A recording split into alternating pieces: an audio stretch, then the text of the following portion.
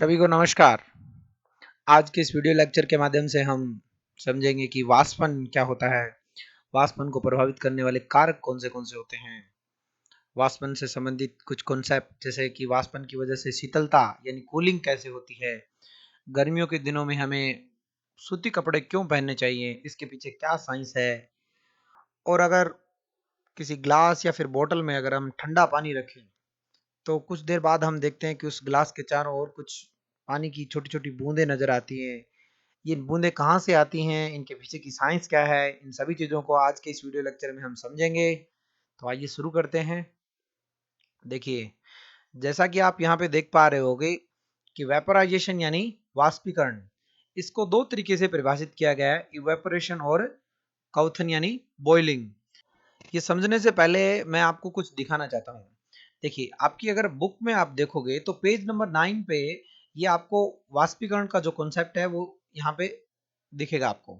अच्छा, ठीक इससे ऊपर अगर आप देखोगे तो यहाँ आपको फ्लो चार्ट के माध्यम से ये समझा रखा है कि कोई जो पदार्थ जो है अगर वो द्रव अवस्था में है तो जब उसको गर्म किया जाता है तो वो क्या है, अपनी गैसीय अवस्था में क्या हो जाता है, परिवर्तित होना शुरू हो जाता है। और ये अवस्था परिवर्तन जो होता है इसको क्या कहते हैं, वाष्पीकरण कहते हैं। ठीक है।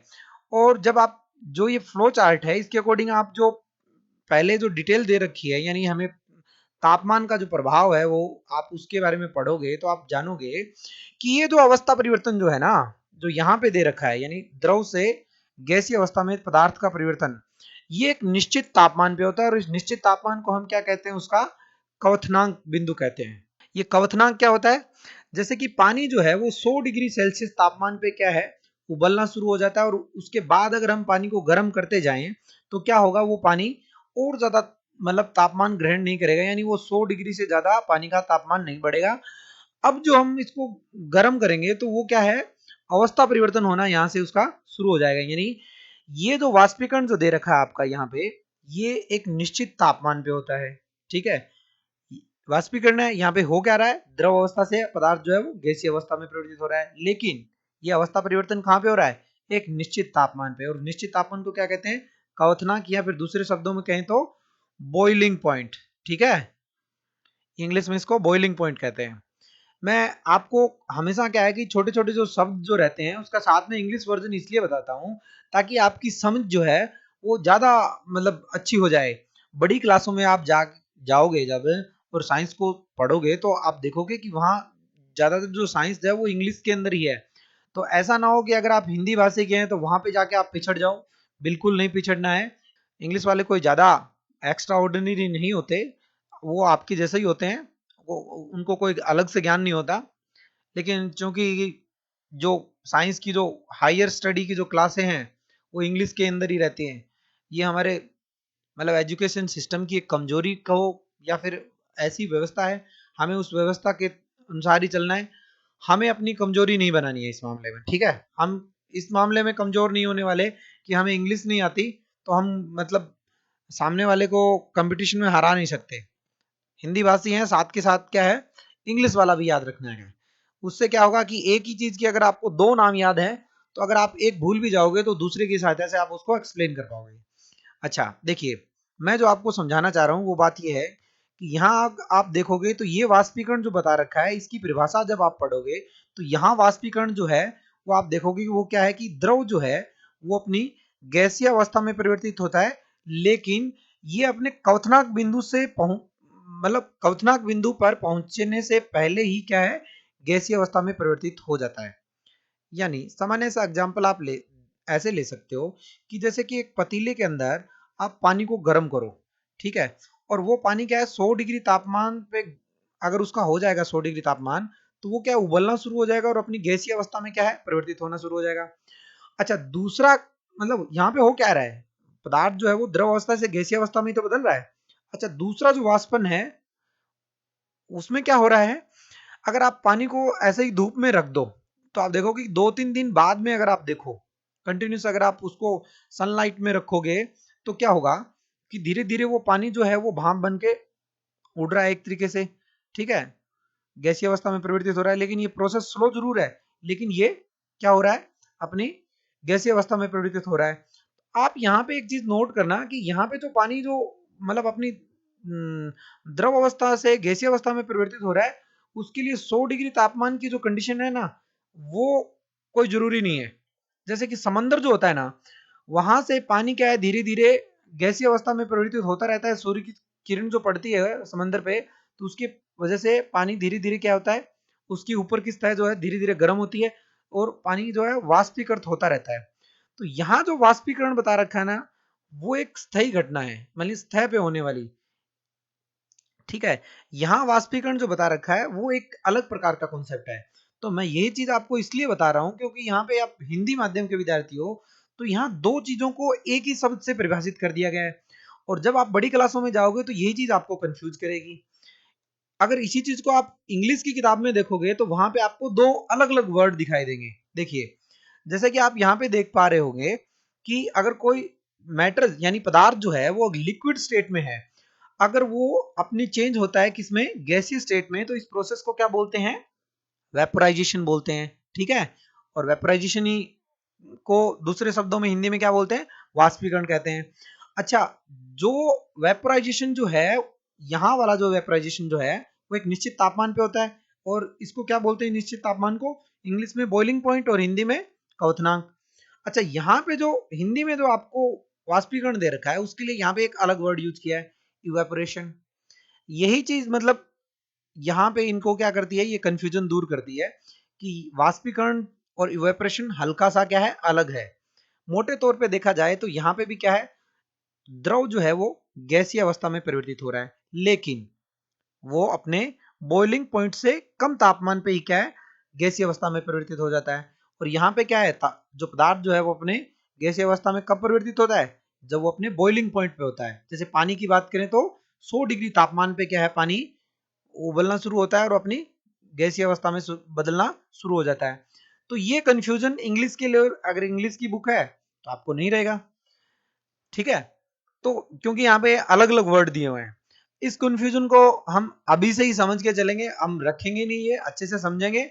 इन यहाँ जो इवेपोरेशन दिया गया है इसका क्या मतलब है, इसको हम अच्छे से मैं आपको एक्सप्लेन कर देता हूँ। तो आप जब बड़ी क्लासों में जाओगे तो आपको क्या है कि चीजें और ज्यादा क्लियर होती चली जाएंगी। आप 9th क्लास के लेवल पे अगर आप मोटे तौर पे सिंपल ये पढ़ते जाओ कि यहाँ पे भी वाष्पीकरण दे रखा है, इसको मतलब आप मिक्स करके पढ़ो, तो चीजें आपको कंफ्यूज करेंगी। आइए समझते हैं कि वाष्पीकरण जो है वो वास्तव में होता क्या है। देखिए, वाष्पीकरण जो है ना, वो एक अवस्था परिवर्तन है। वो क्या है कि अवस्था परिवर्तन की जो प्रक्रिया है उसको क्या कहते हैं, वाष्पीकरण कहते हैं। और ये अवस्था प्रक्रिया क्या है, जब कोई पदार्थ जो है वो अपनी द्रव अवस्था से सामान्यतः गैसीय अवस्था में परिवर्तित होता है ना, इस प्रक्रिया को क्या बोलते हैं, वाष्पीकरण कहते हैं। अच्छा, सामान्यतः क्या है कि पदार्थ जो है अगर वो अ, अपनी ठोस अवस्था से भी अगर गैसीय अवस्था में बदल रहा है ना, तो इसको भी क्या है, वाष्पीकरण कह देते हैं। लेकिन उसके लिए एक अलग वर्ड है, उसको ऊर्ध्वापातन कहते हैं। जैसे कोई पदार्थ जो है अगर वो ठोस अवस्था में है, और ठोस अवस्था से अगर वो सीधे द्रव अवस्था में बदले, सीधे क्या हो जाता है, गैसीय अवस्था में परिवर्तित हो जाता है, तो उसको क्या बोलते हैं, ऊर्ध्वापातन कहते हैं। ठीक है, लेकिन सामान्यतः ये कहा जाता है कि कोई पदार्थ जो है वो अपनी ठोस या द्रव अवस्था से अगर वो गैसीय अवस्था में परिवर्तित हो जाता है, तो इस अवस्था परिवर्तन की घटना को क्या कहते हैं, वाष्पीकरण कहते हैं। ठीक है, और अगर आप इसको मतलब पॉइंट टू पॉइंट कहना चाहते हो तो आप इस तरीके से कह सकते हो कि कोई पदार्थ जो है अगर वो द्रव अवस्था में है और वो अगर अपनी गैसीय अवस्था में बदल जा रहा है, तो इस गैसीय अवस्था में बदलने की प्रक्रिया को क्या कहते हैं, वाष्पीकरण कहते हैं। अच्छा, इवेपोरेशन क्या होता है, इसको वाष्पन बोलते हैं। ठीक है, सामान्यतः जो पानी जो है, एक तो अगर हम पानी को गर्म करें, पानी का ही एग्जांपल लेते हैं। ठीक है, एक तो हम पानी को गर्म करें, तो पानी को गर्म करेंगे तो पानी जो 100 डिग्री तापमान तक तो गर्म होता रहेगा, और उसके बाद क्या है, वो अपने भाप में उसकी भाप बनना शुरू हो जाएगी, यानी वो अपनी गैसीय अवस्था में परिवर्तित होना शुरू हो जाएगा। तो ये वाला जो वाष्पीकरण जो है ना, ठीक है, ये होता है बॉइलिंग पॉइंट पे, और इसको सामान्यतः क्या कहते हैं, क्वथन, या फिर दूसरे शब्दों में इसको कहते हैं उबाल। ठीक है, अच्छा, जब हम किसी पदार्थ को गर्म करते हैं ना, जो अगर कोई द्रव है तो उसको गर्म करेंगे तो उसके द्रव में क्या होते हैं, छोटे कण होते हैं। ठीक है, और जब हम इसको गर्म करेंगे तो जितने कण इसके अंदर मौजूद है ना, ये सभी क्या है, गतिशील हो जाएंगे, इनकी गतिज ऊर्जा क्या हो जाएगी, बढ़ जाएगी। यानी यहाँ पे जो वाष्पीकरण होगा ना, क्या यहाँ पे वाष्पीकरण यानी द्रव अवस्था से गैसीय अवस्था में बदल जाना। यहाँ पे जो वाष्पीकरण होगा वो सभी कणों का होगा, यानी पूरा जो वाटर है, होल वाटर जो है वो अपनी गैसीय अवस्था में बदल जाएगा। अच्छा, अब तुलनात्मक दृष्टि से देखें तो इवेपोरेशन के अंदर ऐसा नहीं होता। इवेपोरेशन के अंदर क्या होता है, देखिए जैसे कि ये सन है और अगर सनलाइट इस हिस्से में पड़ रही है, ठीक है, तो क्या होगा, ये जो सतह जो है पानी की ऊपरी सतह और इसके अंदर मौजूद जो कण जो हैं वो क्या होंगे, इस सनलाइट की वजह से क्या करेंगे, हीट को अब्जॉर्ब करेंगे, यानी अब्जॉर्ब करना, ठीक है, अवशोषित कर लेना। आप उसको इस तरीके से समझ सकते हो कि अगर फर्श के ऊपर अगर पानी बिखरा हुआ है, अगर आप उसके ऊपर मतलब कपड़ा रख दो, कॉटन या कुछ भी, अगर वो पानी को सोख लेता है तो इसका क्या मतलब, वो उसने पानी का क्या कर लिया, उसको पानी को अवशोषित कर लिया है। तो ये अवशोषित कर लेता है क्या है, सूर्य की रोशनी को। जब ये अवशोषित करेगा तो ये जो ऊपर के सतह के जो कण है ना, सतह यानी सरफेस बोल सकते हो आप दूसरे शब्दों में इसको, ठीक है, सरफेस।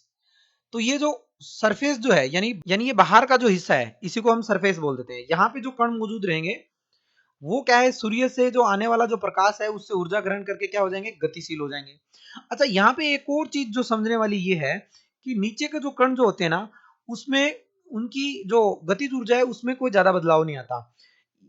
अगर इस तह के नजदीक के अगर कण जो हैं वो थोड़े बहुत कुछ मात्रा में गतिशीलता उनकी बढ़ेगी, लेकिन जो नीचे जो बॉटम में है यानी तल के अंदर जो कण जो रहते हैं ना, उन कणों की गतिज ऊर्जा में कोई अंतर नहीं आता। अच्छा, इवेपोरेशन किस प्रकार से बॉइलिंग से अलग है, क्वथनांक से किस प्रकार से अलग है, देखिए यहाँ जो ये कण जो है ना, ऊपर सतह पे जो कण है, ये सूर्य से आने वाले प्रकाश को क्या है, अवशोषित कर लेंगे और इनकी गतिज ऊर्जा बढ़ जाएगी। और एक स्टेज ऐसी आएगी कि मान लो कि इन्होंने 99% जो ऊर्जा है ना, जो वाष्पन के लिए चाहिए इनको, यानी अपनी द्रव अवस्था से गैसीय अवस्था में परिवर्तित होने के लिए जितनी ऊर्जा चाहिए उतनी लगभग ये ऊर्जा सूर्य की रोशनी से प्राप्त कर लेते हैं। अब जो 1 या 2% जो बच गई ना, वो क्या करते हैं, ये रेस्ट जो कण जो है ना, बाकी बचे हुए जो कण है, इनसे क्या कर लेते हैं, अवशोषित कर लेते हैं। यानी यहाँ पे ऊर्जा कहाँ किस रूप में होती है, तो आपने वो कॉन्सेप्ट सुना हो ना, गुप्त उष्मा। गुप्त उष्मा, सामान्य जो पानी रहता है उसके अंदर क्या आता है, गुप्त उष्मा रहती है। अब जैसे गुप्त उष्मा क्या रहती है, आप इसको ऐसे समझ सकते हो, जैसे 100 डिग्री तापमान का अगर पानी है ना, अगर आप उसकी तुलना करो 100 डिग्री तापमान की भाप से, ठीक है, ठीक है, स्टीम से, तो आप देखोगे कि 100 डिग्री तापमान की जो भाप जो है उसके अंदर गुप्त उष्मा ज्यादा रहती है। अगर हम इसकी गुप्त उष्मा को निकाल लें इसमें से, तो ये भाप जो है वो अपनी गैसीय अवस्था से द्रव अवस्था में परिवर्तित होना शुरू हो जाती है। इसी प्रकार 0 डिग्री तापमान पे अगर जो पानी है उसके अंदर कुछ गुप्त उष्मा है, अगर आप इसमें से गुप्त उष्मा निकाल लो, यानी इसको और कूल अप कर दो, इसको और ठंडा कर दो, तो क्या होगा, 0 डिग्री तापमान की ही क्या बन जाएगी, बर्फ बन जाएगी। ठीक है, मतलब 0 डिग्री तापमान की बात करोगे तो यहाँ 0 डिग्री तापमान पे पदार्थ, अगर पानी की बात करो तो उसकी ठोस अवस्था भी मौजूद होती है, उसकी द्रव अवस्था भी मौजूद होती है। इसी प्रकार 100 डिग्री तापमान पे 100 डिग्री तापमान का पानी भी है, 100 डिग्री तापमान की भाप भी है, लेकिन गुप्त उष्मा जो 100 डिग्री तापमान का जो पानी है उसकी गुप्त उष्मा 100 डिग्री तापमान की जो भाप है उससे क्या रहती है, कम रहती है। तो अच्छा, जो ये जो कण जो है ना, इनके अंदर कुछ ना कुछ गुप्त उष्मा रही होगी। जब ये ऊपर के जो सतह के जो कण हैं ये जब वाष्पीकृत हो रहे होते हैं, तो ये मैक्सिमम ऊर्जा जो है वो सूर्य की रोशनी से ग्रहण कर लेते हैं, या बाहरी वातावरण जो है, हवा जो है बाहर, जो बाहरी वातावरण के अंदर अगर तापमान बढ़ा हुआ है उसका, गर्मी जो है उससे क्या है, ऊर्जा ग्रहण कर लेते हैं। अच्छा, बची हुई ये 1 या 2% जो है ये बाकी के जो कण है इनसे अवशोषित कर लेते हैं। तो आप देखोगे कि नीचे के जो कण जो है ना, ये धीरे धीरे क्या है, मतलब इनका तापमान कम होता जा रहा है। आप इसको और अच्छे से समझोगे, मटके के अंदर जो पानी जो होता है ना ठंडा, वो इसी के चलते होता है। मैं आपको और अच्छे से समझाऊंगा आगे का जो पार्ट आएगा उसमें। अभी तक आपने ये समझ लिया होगा कि वाष्पीकरण जो है वो क्या होता है, यानी ये एक अवस्था परिवर्तन की एक प्रक्रिया है जिसमें कोई पदार्थ जो है वो अपनी द्रव अवस्था से गैसीय अवस्था में परिवर्तित होता है। ये अवस्था परिवर्तन जो है वो दो प्रकार से होता है। एक तो होता है एक निश्चित तापमान पे, जिस निश्चित तापमान पे होता है उसको क्या बोलते हैं, उसका बॉइलिंग पॉइंट या फिर क्वथनांक। ठीक है। अच्छा, दूसरा जो होता है जिसको इवेपोरेशन बोलते हैं, ये होता है, ये जो बॉइलिंग पॉइंट या फिर क्वथनांक जिसको बोलते हैं, इससे कम तापमान पे ये घटना घटित होती है।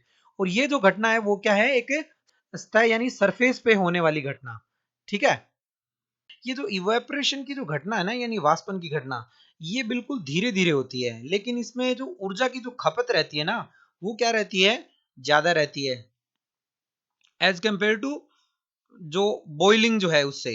ठीक है, ये धीरे धीरे होता है, यानी स्लो प्रोसेस है ये। ठीक है, इवेपोरेशन क्या है, स्लो प्रोसेस है, ये क्या है, फास्ट प्रोसेस है। अच्छा, इसके अंदर जो पूरा पानी जो है ना, वो पूरा पदार्थ या पानी, जैसे हम एग्जांपल पानी को लेके चल रहे हैं, तो पूरा पदार्थ जो है वो, और पदार्थ के पूरे कण जो है वो धीरे धीरे क्या हो जाएंगे, अपनी दूसरी अवस्था में परिवर्तित हो जाएंगे। यहाँ पे क्या होता है कि ये जो नीचे के जो कण जो है ना, इनके अंदर इतनी गतिज ऊर्जा नहीं होती कि ये इन्हीं के साथ ही क्या है, अपनी गैसीय अवस्था में परिवर्तित हो जाएं।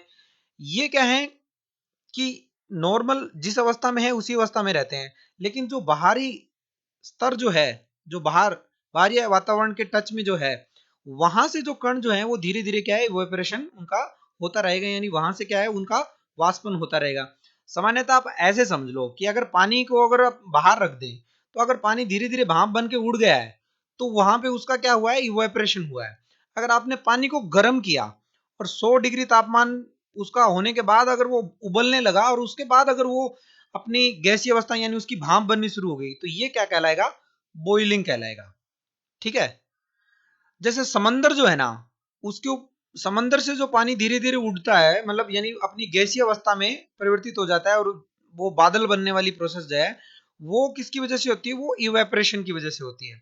हम जो घरों में पानी को उबालते हैं, गर्म करते हैं, जिससे क्या है, भाप बनती है, वो वाला जो प्रोसेस है वो क्या है, बॉइलिंग कहलाता है। ओवरऑल दोनों में अगर आप मोटे तौर पे देखोगे तो हो क्या रहा है, पदार्थ जो है अपनी द्रव अवस्था से गैसीय अवस्था में परिवर्तित हो रहा है। ठीक है, यानी इवेपोरेशन जो है वो वेपोराइजेशन का ही एक तरीके से पार्ट है।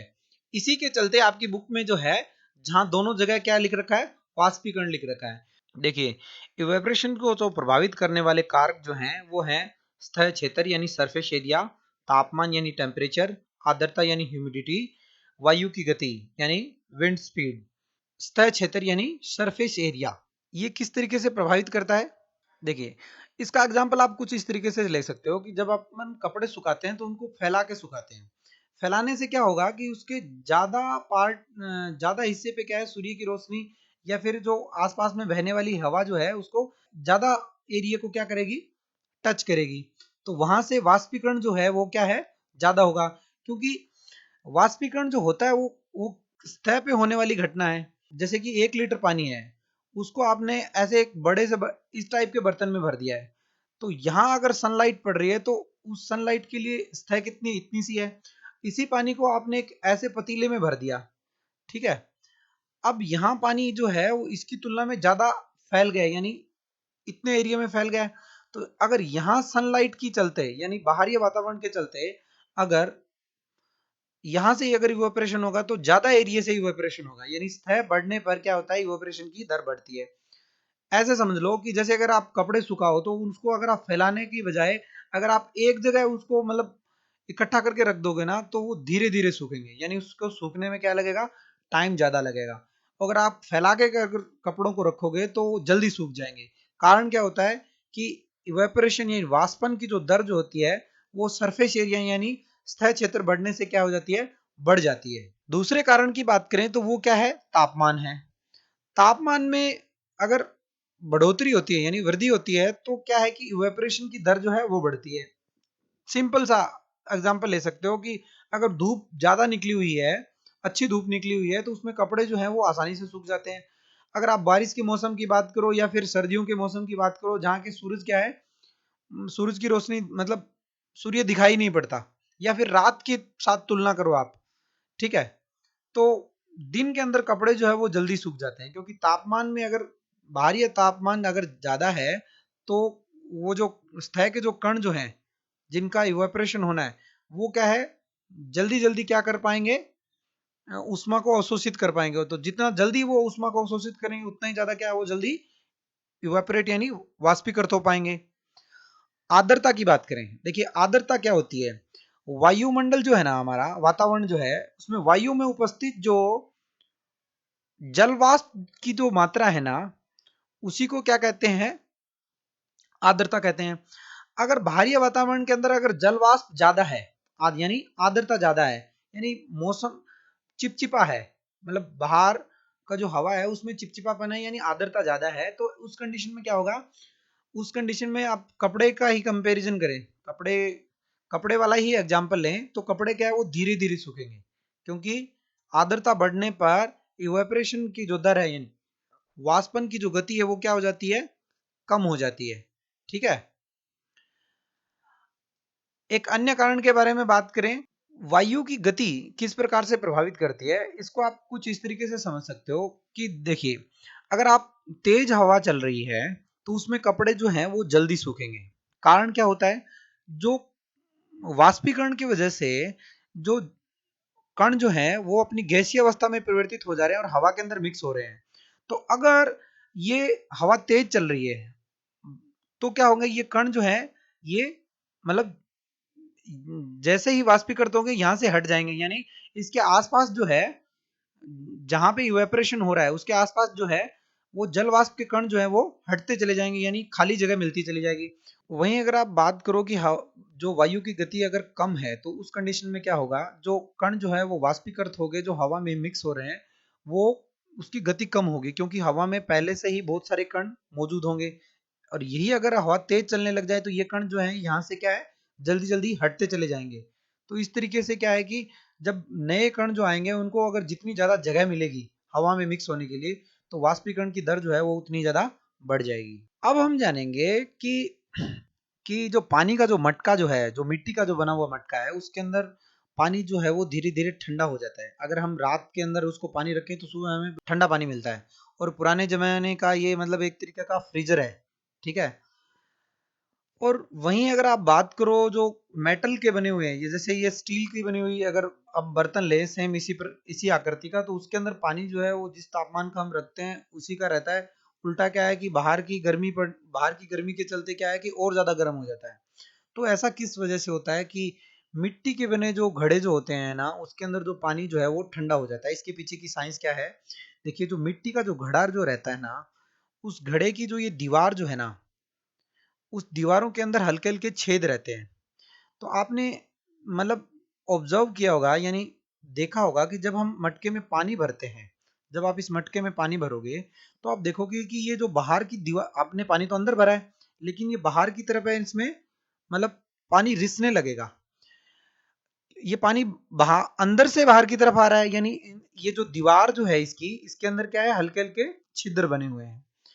और अगर आप मेटल का अगर बना हुआ घड़ा है तो उसके अंदर देखोगे तो उसके अंदर ऐसा ऐसा स्पेस नहीं रहता कि पानी रिस के बाहर आ जाए। ठीक है।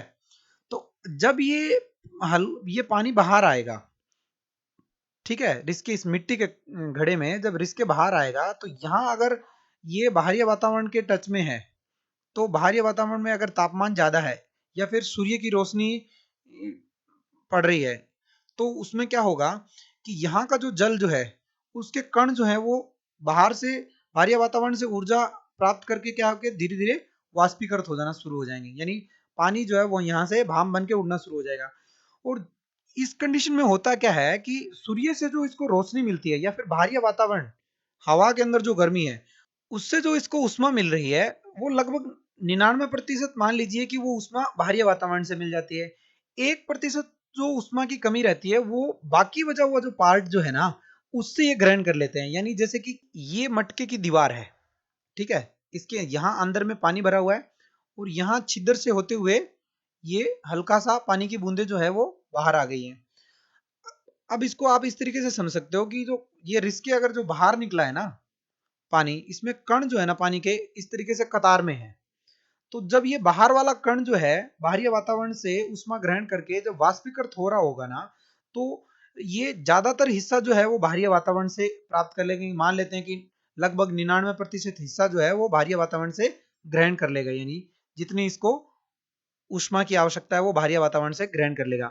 अब ये 1 या 2% जो उष्मा की आवश्यकता जो है, जो इसको वाष्पीकृत होने के लिए चाहिए, ये इसके पास वाले कण से ये क्या कर लेगा, अवशोषित कर लेगा। तो ये पास वाला कण जो है वो इसकी तुलना में क्या हो जाएगा, एक तरीके से ठंडा हो जाएगा। और ये प्रक्रिया मतलब कंटिन्यूअस चलती रहती है। जब तक क्या है इवेपोरेशन होता रहता है, यानी वाष्पीकरण होता रहता है। तो हम देखेंगे कि पानी का अंदर का जो पानी है उसका धीरे धीरे तापमान जो है वो कम होते चले जाता है। ये घटना जो किस वजह से होती है, इवेपोरेशन की वजह से होती है।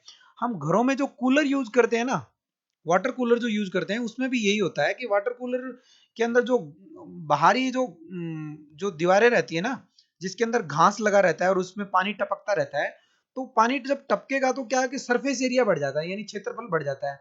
और बाहरी वातावरण के चलते ये पानी धीरे धीरे क्या होता है, वाष्पीकृत होता है।